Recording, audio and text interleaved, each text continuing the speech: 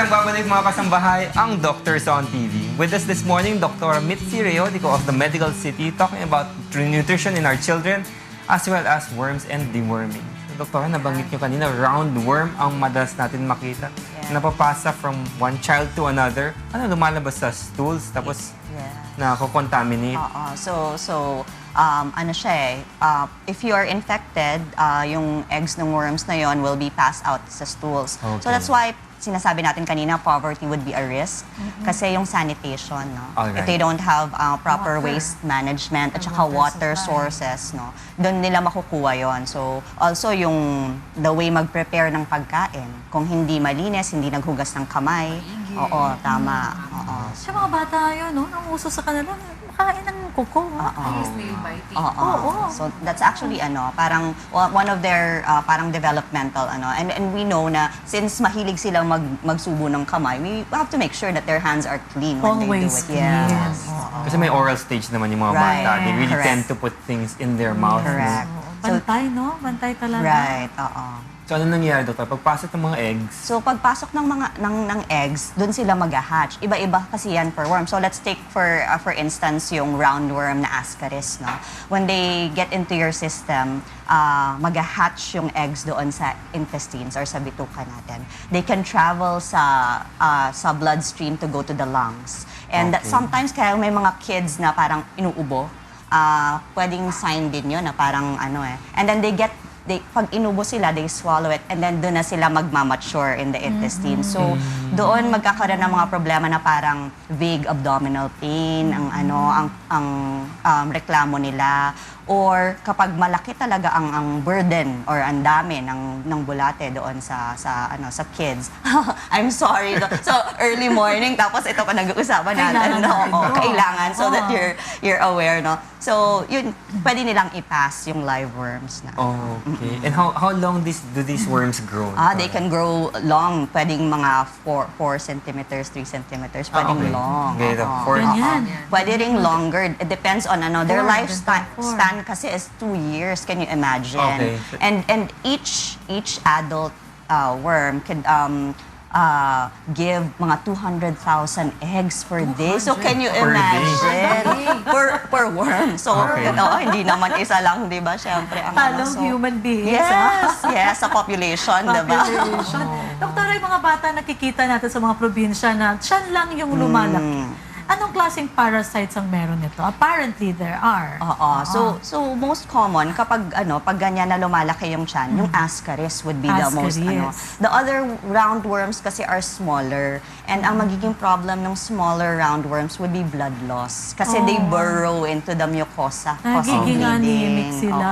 Yes. And doon din nagkakaroon ng parang malnutrition because of the anemia, no? And hindi lang nutrition actually yung magiging problem nun, even their cognitive, yung learning nila and development. Ito yung mga bata na maliliit na masyado yung mga braso, tapos tiyan lang yung malaki talaga. So prominent, no? Very prominent yung tummy, so dapat ma-deworm. So, deworming, plus of course yung nutritional status nila should be taken care of kasi pwedeng part of malnutrition din po yun. When should you suspect na baka yung anak ko ay may mga bulate at kailangan ko niya ipa-deworm? Alam mo, that's a good question. Kasi sometimes, kapag low pa lang ang burden of disease, what we call konti pa lang yung worms nila, wala silang masyadong symptoms. So that's why it's important na in children who are exposed, let's say, they walk barefoot, yung mga subo ng subo yung kamay, they play with dirt or sand, ma-deworm sila regularly. Parang, that's why our government is advocating parang deworming every 6 months. Every 6 months ang deworm. So, they can go they could go to the health centers. Libre naman ang libre siya. Free deworming sa mga health centers. For all children to? All children. Children and adults even. Pati adults? Pwede pala pumunta sa it's available. Libre lahat ito, doktora. That's why it's important na yung information lang ay makarating sa mga How early po dapat sila magpa-deworm? Usually, there are studies na parang as early as 6 months pwede na. Kasi at that time, nagsusolid foods na yan So sila na yung prone. Tsaka nagra-rattle na. Yes, they crawl around. They're able to Makakain na ng rattle, ng teeter and all. That's Oo. true. So dapat pala, ma-eliminate na, no? Dapat wala na palang parasitism sa atin kung meron tayong every 6 months, no? So dissemination is important. Information dissemination. Napaka-importante mga kasambahay. Every 6 months, yung mga bata dadalhin sa health center for deworming. Libre naman eh. So, para hindi naman makahawa sa ibang bata na rin, or not just for the safety of the child, but for the safety of the other children. Talagang ano yan eh, pag sa mga kinder, mga daycare, talagang ano yan, dyan nagkakahawa-hawa sila. Kasi they're close proximity. Hindi nahihintayin magkasintomas, o lumaki yung tiyan, or anemia. So prevention is always much better than treatment. Buti na lang yung anak ko, dati may mga nagre-regalo na mga teether. Ayaw ng teether. Parang hindi yata siya naka-experience nagsusubo. Masyado. Masyado. Okay. Buti. Parang hindi. So at least hindi siya prone sa ganyan. Hindi siya prone. Kaya nung there was a time na ang bigat-bigat niya, so sabi ng pedia ko, hindi niya nakikita eh. Nag-send lang ako, ito yung timbang. Sabi niya, overweight na siya. Sabi ko, sige, tingnan mo na lang yung height. So, yung height, matangkad siya masyado. Baka dahil matangkad din po. Matangkad siya masyado. I can't imagine telling a child to wear slippers or shoes the whole day, no? So talagang hindi mo maiiwasan. Tsaka sa bahay, dapat malinis tayo sa bahay. Yes. Especially kusina, mga kasambahay. Totoo po yan. Ang kusina, pinakamadumi, hindi ang bathroom. Yes, totoo yan. Kasi nandyan yung mga... Nandyan yung mga pagkain, mainit siya. Kaya mas mabilis mag-propagate ang microorganism at correct. mga parasites sa areas na. Para tanong ko lang, paano ba ginagawa ang deworming?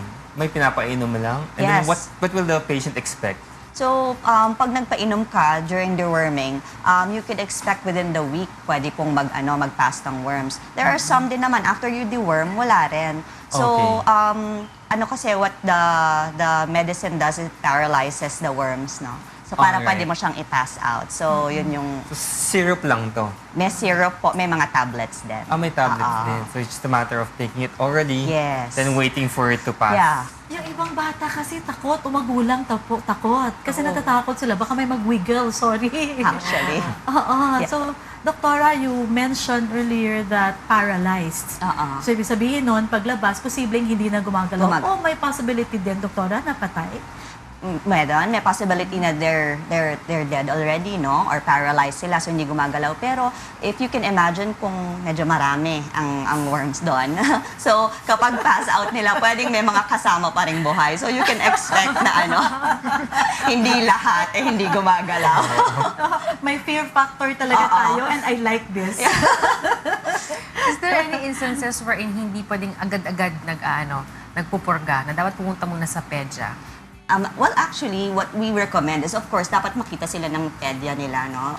For younger children, usually monthly yan pupunta. We want to monitor their weight, their height, and their overall well-being, no? And kung may mga symptoms na. Very high fever or very ill children, parang we take care of the illness first before we deworm them. So, yun lang.